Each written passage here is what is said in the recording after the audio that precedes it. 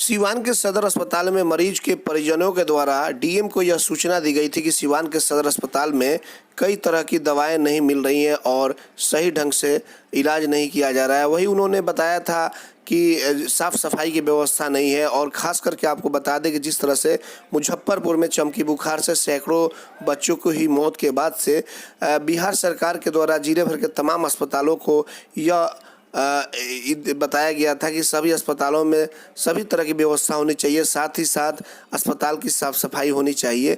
लेकिन इन सभी मुद्दे को लेकर जब एटीएन न्यूज़ अस्पताल में पहुंची हुई थी तो एटीएन न्यूज़ ने यह दिखाया था कि सीवान के सदर अस्पताल में किसी तरह की कोई व्यवस्था नहीं है। मरीजों को जो दवा मिलनी चाहिए थी वो दवा बाहर से खरीद करके आती है। कुत्ता काटने की जो रैबिज की सुई होती है वो भी बाहर से मरीज लेकर के आते हैं। तो इस तरह से तमाम प्रकार की जो सुविधाएं जो बिहार सरकार के द्वारा जो सुविधा जो सीवान के सदर अस्पताल में दी जानी चाहिए थी उसको लेकर मरीजों को नहीं मिल रही थी और इसी को लेकर के कुछ लोगों ने डीएम से शिकायत की थी। डीएम को शिकायत मिलने के बाद से सीवान के सदर अस्पताल में सीवान के डीएम का निरीक्षण होना था, लेकिन किसी कार्य में वो व्यस्त हो गई और उसके बाद डीएम के ही निर्देश पर सीवान के सदर अनुमंडल पदाधिकारी संजीव कुमार सीवान के सदर अस्पताल पहुंचे तो वहां पर आनन फानन का माहौल हो गया, अफरा तफरी मच गई अचानक जैसे एसडीएम पहुंचे। तो सबसे बड़ी बात यह है कि एटीएन न्यूज़ की यह खबर का असर हुआ और जो जिस तरह से प्रमुखता के साथ एटीएन लाइव ने खबर दिखाया था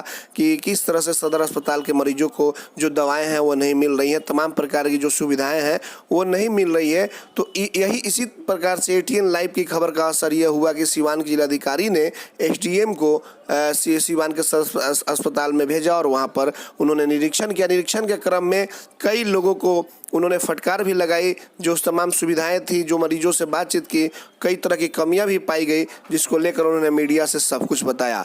तो आपको फिर से एक बार बता दें कि एटीएन न्यूज़ की खबर का असर यह हुआ कि डीएम के निर्देश पर एसडीओ सीवान के सदर अस्पताल में पहुंचे और औचक निरीक्षण किया। एटीएन लाइव के लिए चंदन कुमार की रिपोर्ट।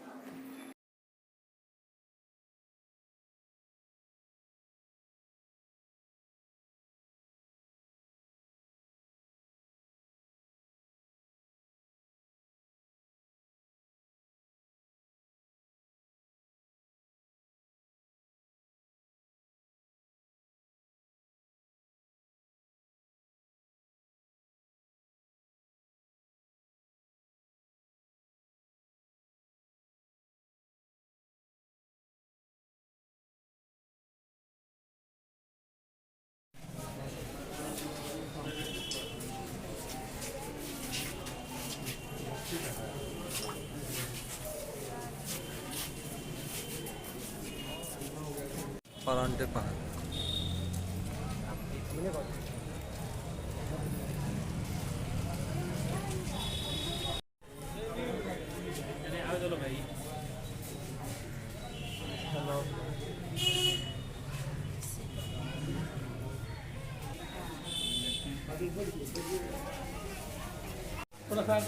थोड़ा सा ऐसे होंगे सर।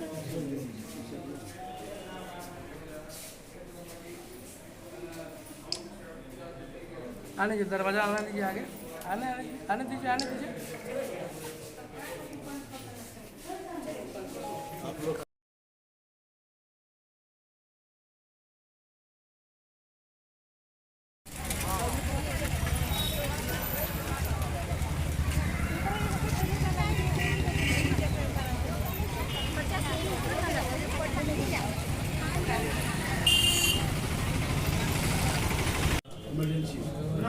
सारे यूनिट्स को हमने देखा, आउटडोर से लेकर इमरजेंसी ब्लड बैंक भी देखा और जैपनीज इंसेफ्लाइटिस को लेके अलग से एक वार्ड बनाया गया है। यहाँ स्थिति अच्छी है, संतोषजनक है, इन द सेंस कि कितने पेशेंट्स को पर डे इन्हें देखना पड़ता है, तो उस हिसाब से अगर आप देखेंगे तो इट्स क्वाइट सेटिस्फैक्ट्री। कुछ एरियाज़ है जहाँ पे वर्क करना है। क्लीननेस जो है वो that is for one, but फिर भी कहीं क्लीन था, बाथरूम क्लीन थे, लेकिन बाहर निकासी वगैरह थोड़ा था। सेकेंडली है कि जैसे वो एसएनसीयू यूनिट है उसको थोड़ा सा ठीक करने की ज़रूरत है। वहाँ हमने बताया है सीएस साहब को कि अगर संभव हो सके तो नियमानुसार अगर उसमें अगर वीडियोग्राफी किया सीसीटीवी लगाया जा सकता है तो लगाएं। उसके अलावा और भी चीज़ें हैं जिसको हम राइट अप में जिलाधिकारी महोदया को किया जाएगा। सर अल्ट्रासाउंड में भी एक मैटर आया था कि पर्ची उसका नहीं निकल रहा है, उस पर पर्ची के बारे में सीएस साहब से हमने पूछा तो उन्होंने कहा कि प्रिंटर खराब है, उसको भी they will look after it, problem solve हो जाएगा।